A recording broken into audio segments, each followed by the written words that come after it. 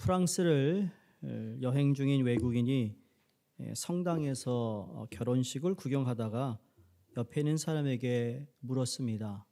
신랑이 누굽니까? 그랬더니 그 사람의 대답이 주누세파였습니다. 다음날 성당에 다시 들러보니 이번에는 장례식이 열리고 있었어요. 옆자리에 중년 부인이 앉아있길래 물었습니다.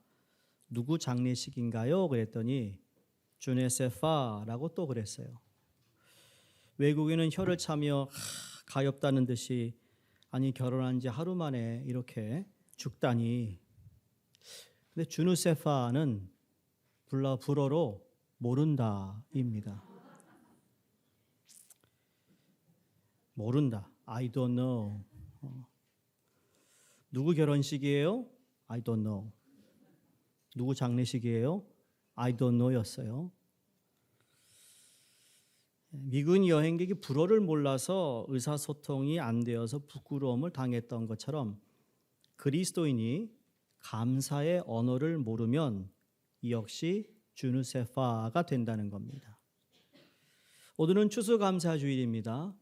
여러분과 가정에 하나님을 향한 감사가 넘치시길 주의 이름으로 축복합니다. 오늘 본문 말씀은 15절, 16절, 17절 모두 감사라는 단어를 사용하고 있습니다. 15절에 보시면 너희는 감사하는 자가 되라. 16절에 감사함으로 하나님을 찬양하고 그리고 마지막 17절에는 주 예수의 이름으로 아버지께 감사하라라고 기록되어 있습니다.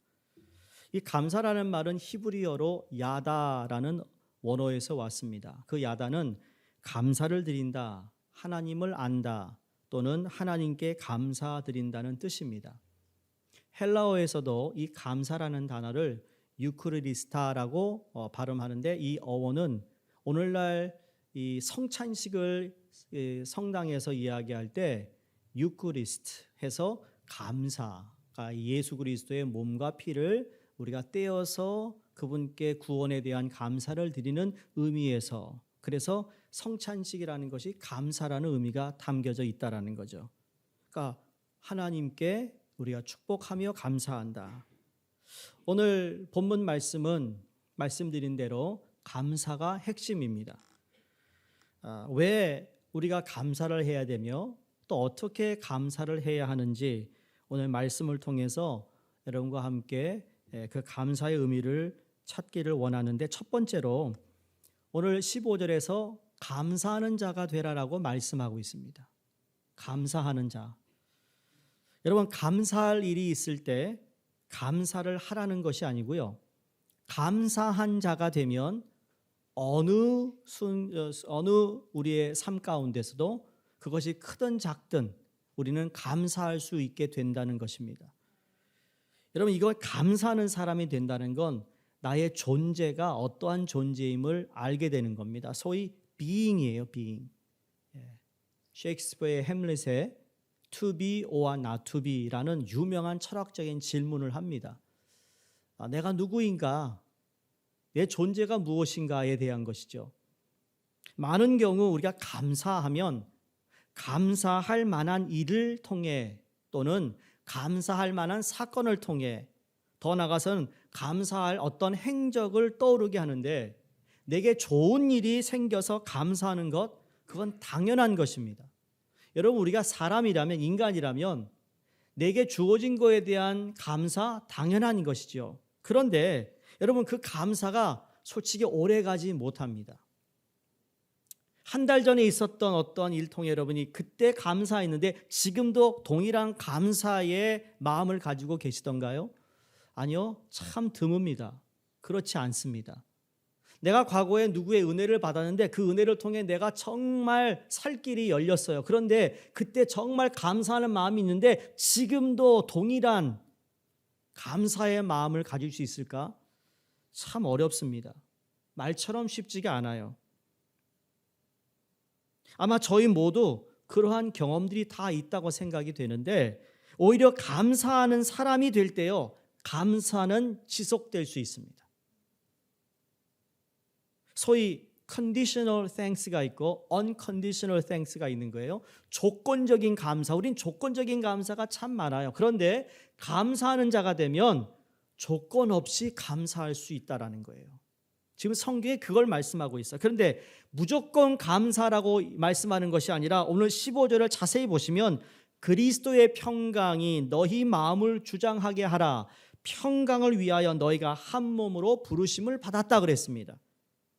여기 말씀에서 우리가 원망과 불평만 하는 사람에게 감사하는 사람이 될 수 있는 비결을 알려주고 있습니다.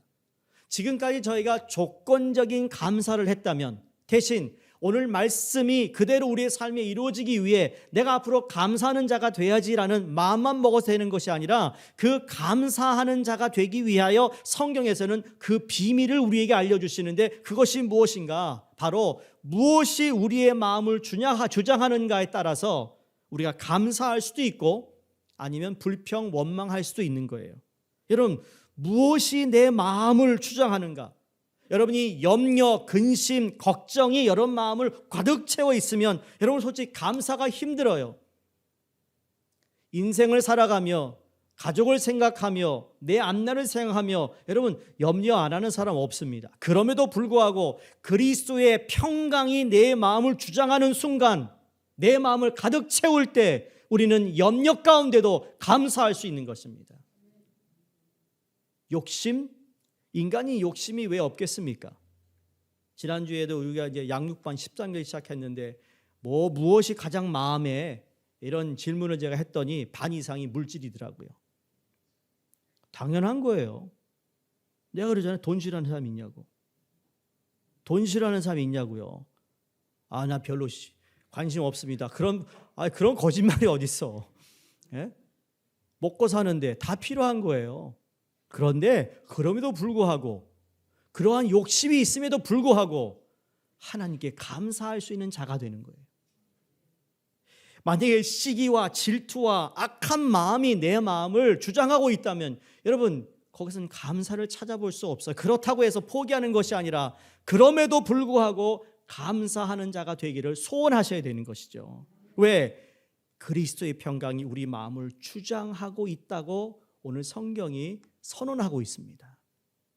지난주에도 말씀드렸지만 행복은 소유에 있는 것이 아니라고 말씀드렸어요. 행복이 소유에 있다고 생각해서 우리는 더 많은 것을 갖고 싶어하고 더 많은 것을 누리고 싶어하고 더 많은 자유를 누리고 살고 싶어해요. 그런데 여러분 사단이 우리를 속이고 있다는 것을 모르는 채 여전히 그렇게 살아가는 오늘날의 사람들이 얼마나 많은지 모릅니다. 여러분 사단은 우리로 하여금 세상 욕심의 노예가 되기를 바랍니다. 그래서 더라는 단어가 계속 붙는 거예요. 그렇기 때문에 아무리 많은 것을 가져도 만족하지 못합니다. 그렇게 가지고 있음에도 우리는 원망 불평을 합니다. 여러분 없는 사람은 원망 불평하는 거 아니에요. 가진 사람도 원망 불평해요. 그런데 그렇게 넉넉지 않음에도 불구하고 감사하는 사람들이 있습니다. 그런 욕심들 때문에 늘 마음이 평강을 누리지 못하는 거예요. 왜? 남이 뭐 잘 되면 배가 아프고 질투가 나고 그걸 내가 갖고 싶은 마음이 생기는 것. 여러분 이게 바로 우리의 주님이 말씀하신 평강이 주장하도록 해야 되는데 자꾸 그런 쪽으로 우리 마음을 빼앗기고 있어요. 아니요. 빼앗기고 있다라는 건 우리가 속고 있다는 이야기고 속고 있다는 이야기는 누군가가 평강을 자꾸 우리의 마음속에서 없애고 있어요. 지우고 있어요.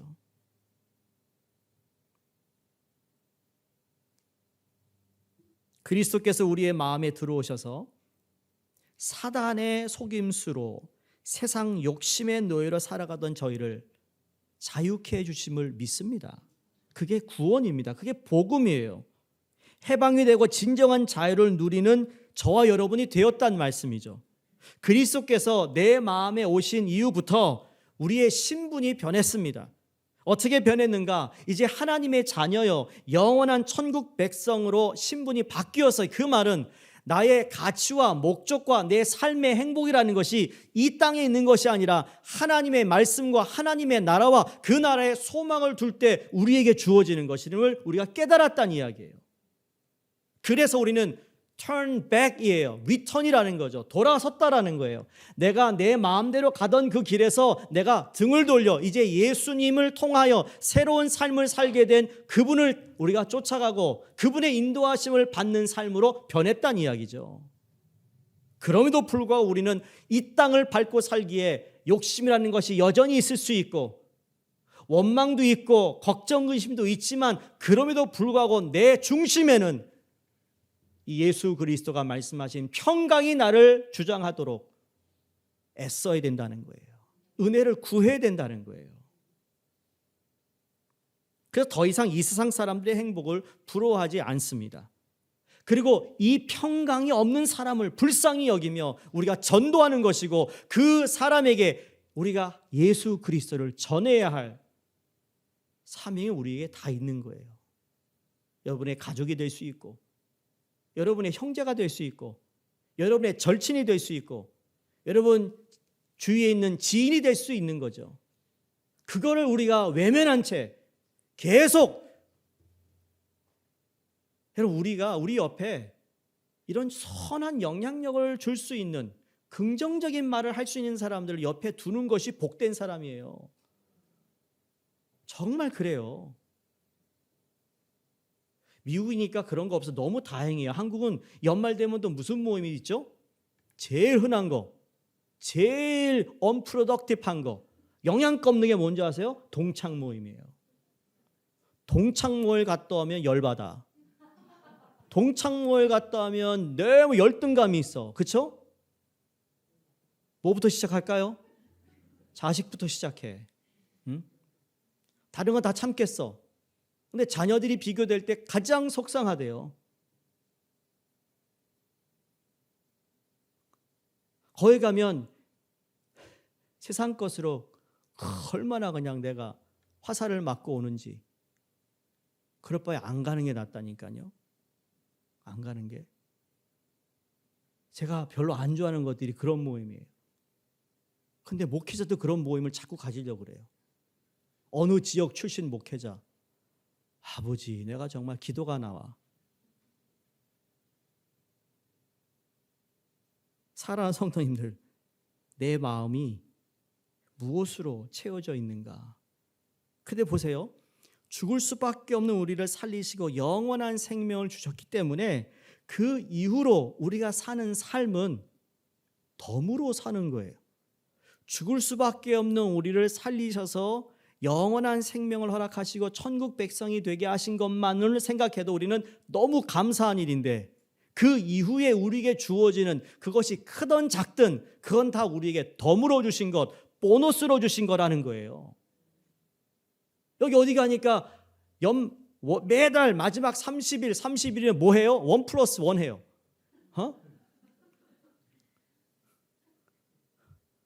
1+1 모르시나 봐. 1+1 한다고 엄청나게 모여던데요. 근데 여러분 우리는 1+1이 아니에요. 우리에게 주어진 건요 플러스가 아니고 곱하기예요.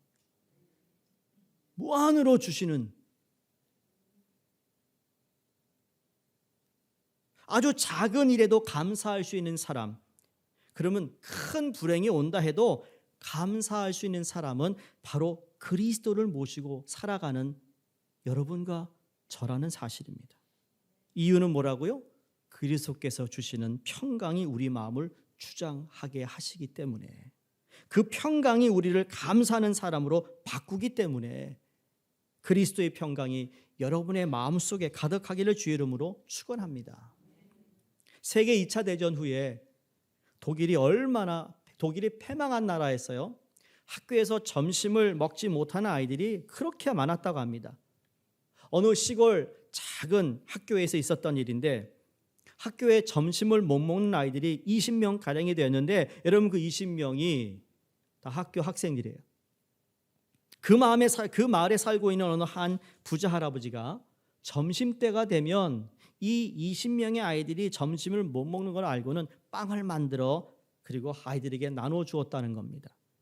그때마다 배가 고픈 아이들은 그냥 서로 큰 빵을 차지하려고 막 몸싸움하고 아우성을 치고, 그리고 좀 빠른 애들이 있잖아요. 재빨리 와서 큰 것을 요런껏 잡아들고 자기 그냥 저기 가가지고 자기 혼자 빵 먹으려고 자기 공간을 마련해서 거기서 빵을 먹는데, 딱 이 한 아이는 너무 달랐대요.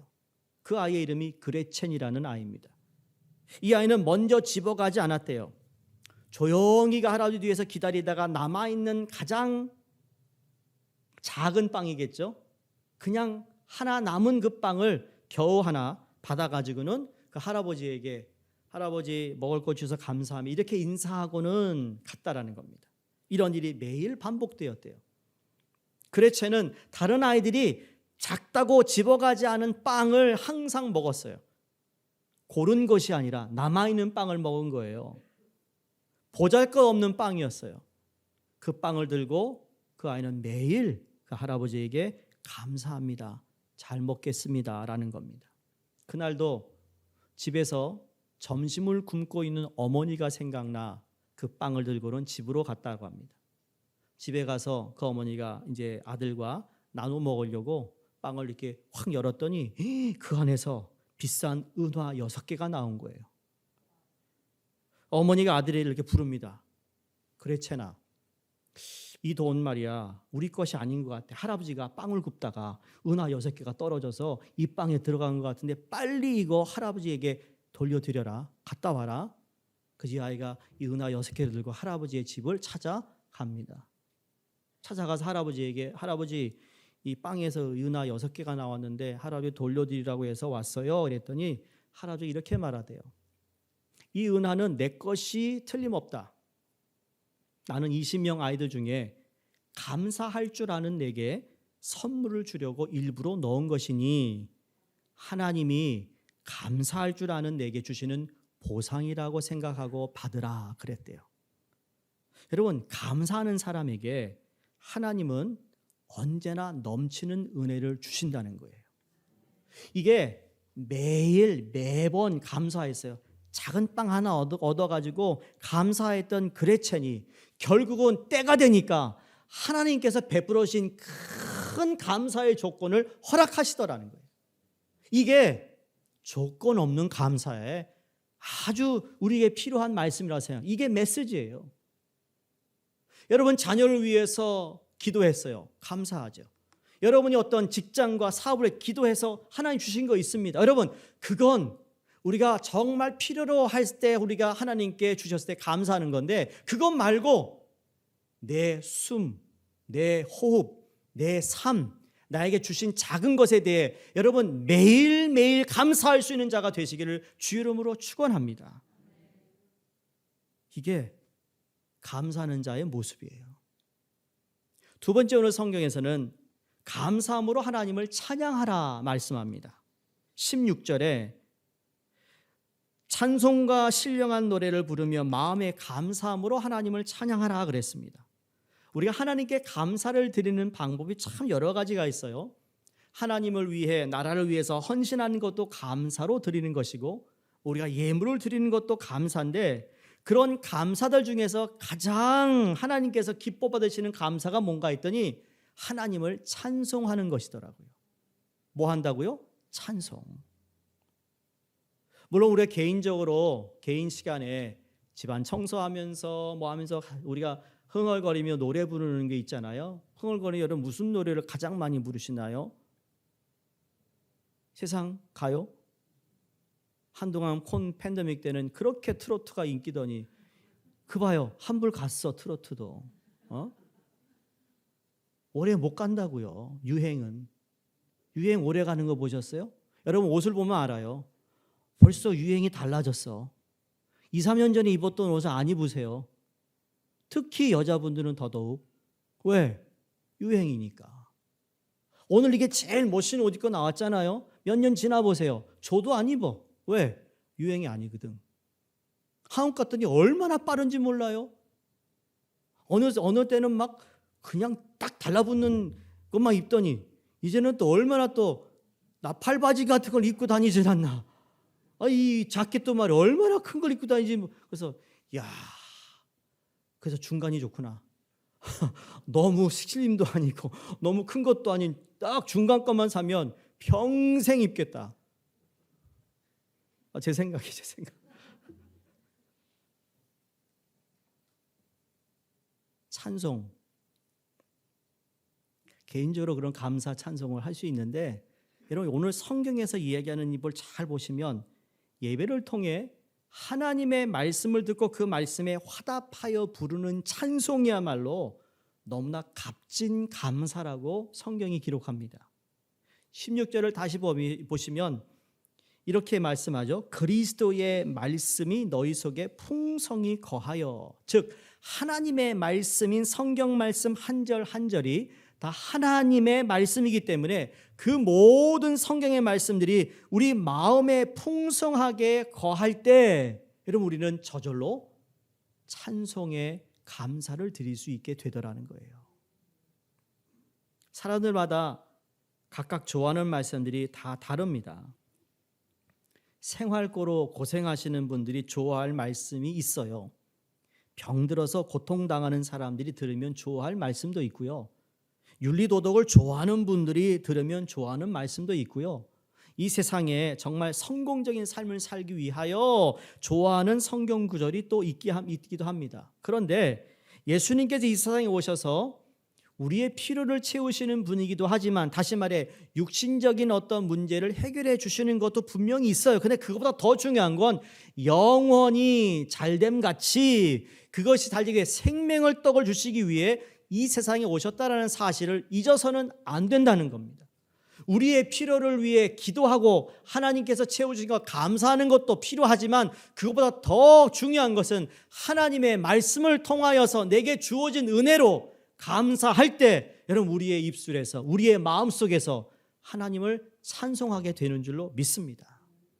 오래전에 미국의 Praise and Worship, 경배와 찬양이라는 것이 크게 정말 센세이션을 일으켜서 20년 동안 이 사역에 주름을 잡았던 사역이 뭐냐면 호산나 인테그리티라는 그러한 단체입니다. 미주에 있는 모든 찬양 인도자들, 찬양 목사님들 모아서, 그리고 가장 악기를 잘 다루는 분들을 통해서 앨범을 내기 시작하는데, 그중에 가장 제일 많이 팔린 앨범이 Give Thanks라는 앨범이에요.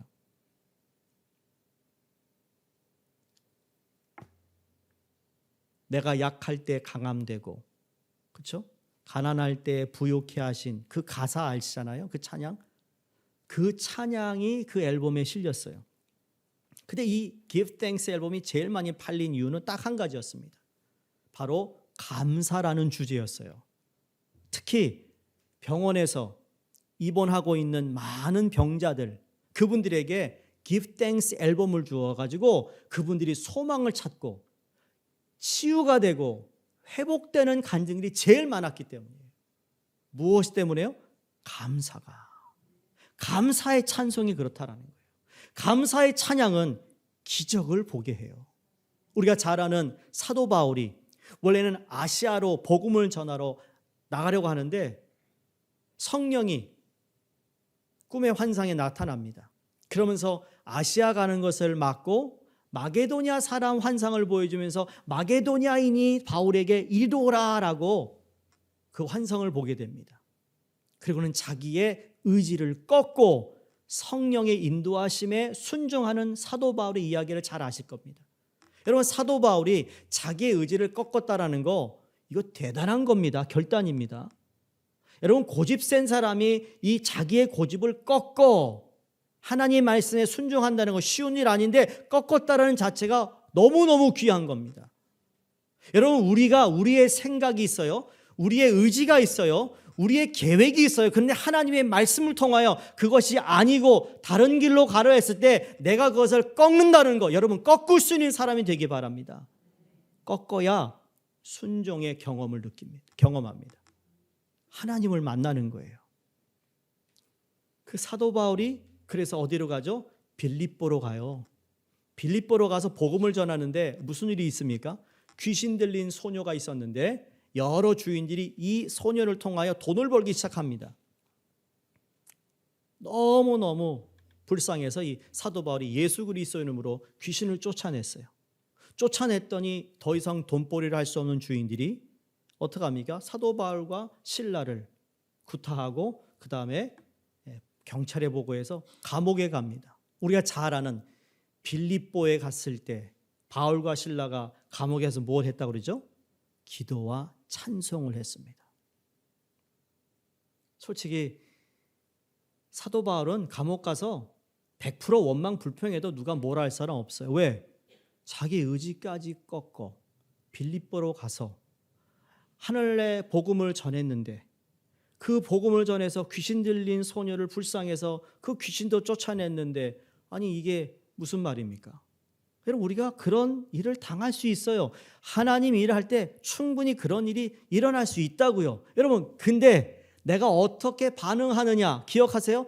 그 사건을 내가 어떻게 해석하느냐에 따라 달라진다는 거예요. 감옥에서 그냥 나 이제 안 해. 안 한다.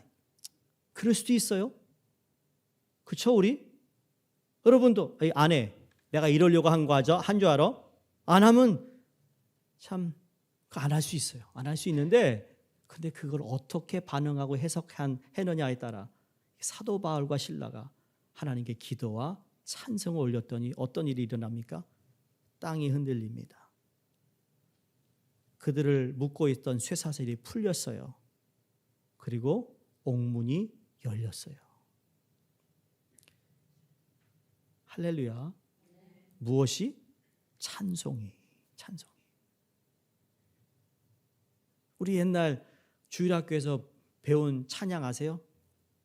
찬송을 부르세요. 내가 율동하면 여러분 또 시험 들까 봐 내가 찬송을 부르세요. 놀라운 일이 생깁니다. 찬송을 부르세요. 주일학교 잘 다녀야 돼요. 나 주일학교 때 배운 거거든요. 평생 가요 그 찬송이. 기도를 드리세요. 놀라운 일이 생깁니다. 아멘입니까?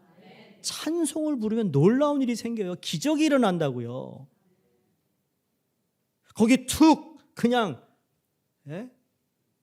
주저앉아가지고 한탄하고 여전히 근심 걱정하고 여전히 시기하고 질투하고 그런 마음이 있을 때 여러분 이런 찬송이 참 나오기 어려워요. 그러나 주님의 평강이 내 마음을 주장하사 내가 하나님께 받은 말씀에 감사할 수 있는 찬양 부를 수 있는 찬양하는 사람이 될 때 하나님은 우리가 예상하지 못한 여러 가지 일들로 그 또한 합력하여 선을 이루신 하나님을 만나게 되는 줄로 믿습니다.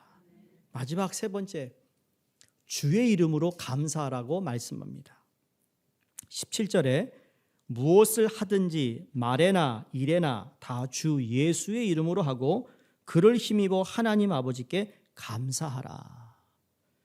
우리가 감사하는 삶을 살기 위해서는 모든 일을 주 예수의 이름으로 해야 합니다. 그래서 무엇을 하든지 그것이 말이든 일이든 예수의 이름으로 하라. 그리고 그분의 힘입어 하나님 아버지께 감사하라. 여기는요, 나라는 존재는요, 감사하는 존재로 시작했다고 말씀드렸죠. 감사하는 존재로 내가 남아있으면, 다시 말해, 내 이름을 자꾸 내세우려고 하지 말고 너의 이름을 빼면, 대신 예수 그리스도 이름을 넣으면, 여러분, 우리 감사라는 것이 좀 쉬워진다는 거예요. 여러분, 왜 감사가 어려울까요? 감사가 어려운 것은 내 이름을 내려가기 때문이에요. 우리가 잘 아는 고린도전서 13장 사랑은 시작합니다. 여러분 그 사랑의 단어를 빼고 물론 예수님은 그렇게 쭉 하지만 그 또한 나는 내 이름을 넣을 필요가 있어요. 시기하지 아니하며 오만하지 아니하며 이런 걸 보면 나라는 자신이 감사하는 존재가 된다면 얼마나 감사하겠어요? 그 존재로서 내가 끝까지 살아가는 거예요. 유명한 음식점을 가보면 유명 인사들의 사인이 있습니다. 그걸 가지고 얼마나 많은 유명한 사람이 왔다 갔는지 자랑합니다. 그건 맛집이 됩니다. 관광지도 그렇습니다. 건물을 지어도 그 건물을 지은 사람의 이름을 꼭 써놓기를 원합니다. 헌신한 사람의 이름을 써놓습니다. 여러분, 사람은 그렇게 흔적을 남기는 것이 어떻게 보면 인간의 본능일 수 있어요. 근데 우리 그리스도인들은 예수의 이름을 남기는 사람들이 되어야 된다는 거죠.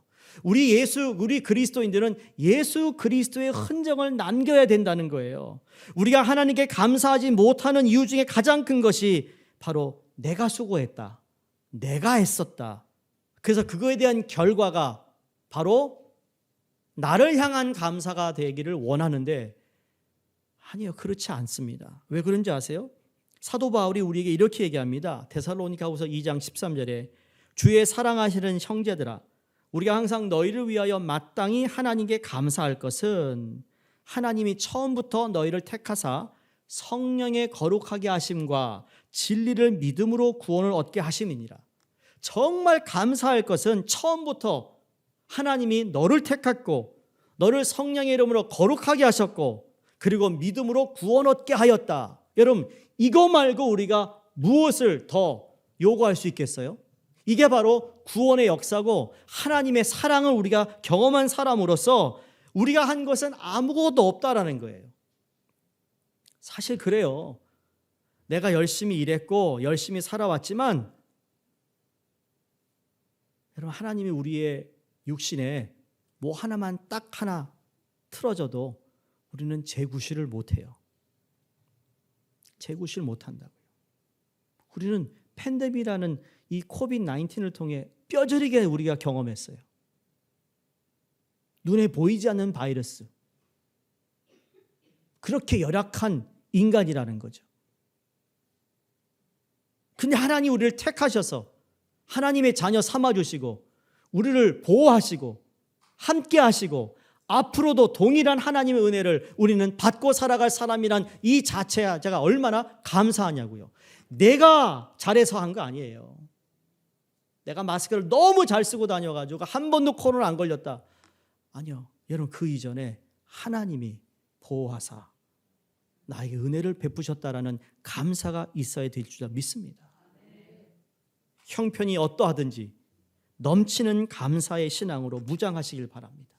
항상 범사에 감사하며 살아갈 때 하나님의 시선이 여러분 우리에게 집중되어 있듯 우리의 시선 역시 하나님께 집중되는 우리의 삶이 되기를 주의 이름으로 부탁드립니다.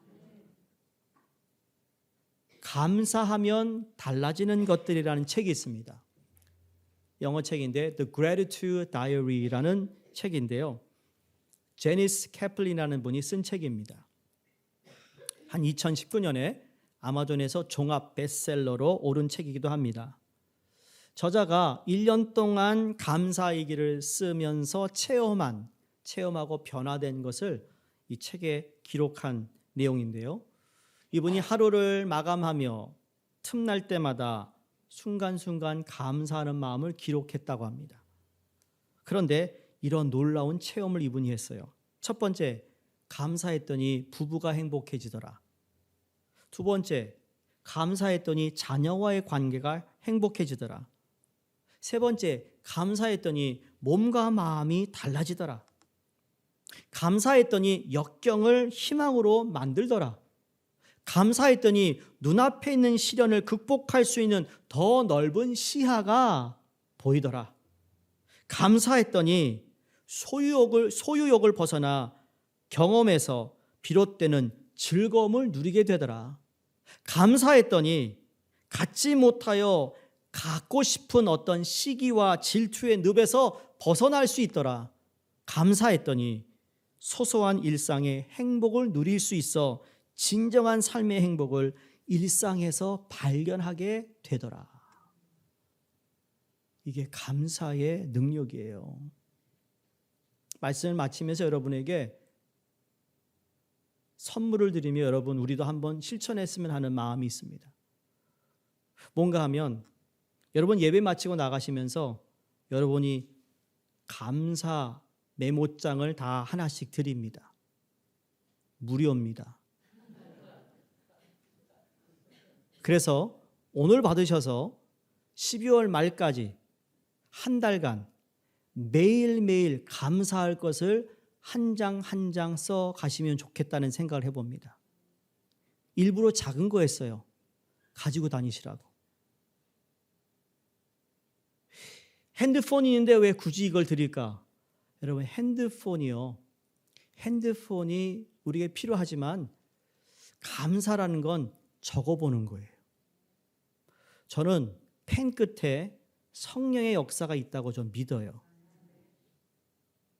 아무리 디지털이 되어도, 이게 올드 스타일이 있지만 때로는 정말 내가 내 손으로 감사의 내용을 적어 내려갈 때 거기에 놀라운 참 희한한 신비한 일들이 일어날 수 있다고 믿거든요.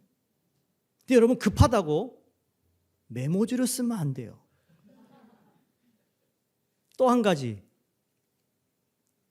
딱 30장이 있어요, 이 안에. 그러니까 떼어서도 안 됩니다. 이거 찾느라고 저희 집 사람이 수고 많이 했거든요. 예? 그리고 이 앞에도 forever grateful이라고 써 있어요. 영원히 감사할 것들. 우리가 한번 실천해 보고 싶은 거예요. 한 달 동안 매일 뭐 한다고요? 오늘 나에게 감사했던 것을 적는 겁니다. 너무 작아요. 그러면 작게 쓰시든 아니면 단어만 쓰시든 여러분 마음대로 하세요.